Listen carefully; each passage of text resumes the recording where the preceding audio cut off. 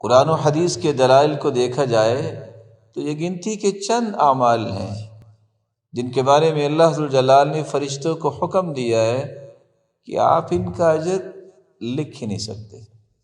الصوم لی وانا اجزی بہ، بس یہ لکھ دو کہ روزہ رکھا۔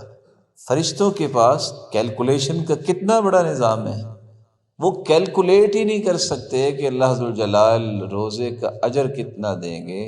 اس لیے اللہ ذوالجلال نے فرمایا کہ الصوم لی وانا اجزی بہ، بس یہ لکھ دو کہ روزہ میرے لیے ہے اور اس کا اجر بھی میں اپنی شان اور عظمت کے مطابق ہی دوں۔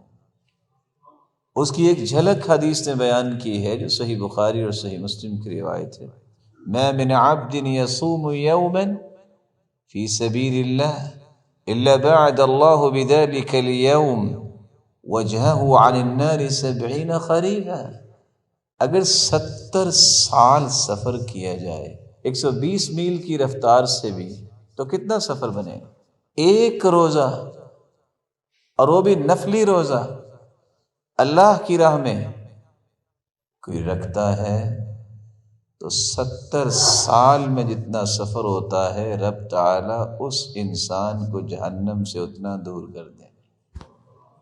اگر نفلی روزے کی یہ شان ہے جو صحیح بخاری اور مسلم کی روایت بتا رہی ہے، تو اللہ ذوالجلال نے اس فرض روزے کا انعام کتنا رکھا ہوگا۔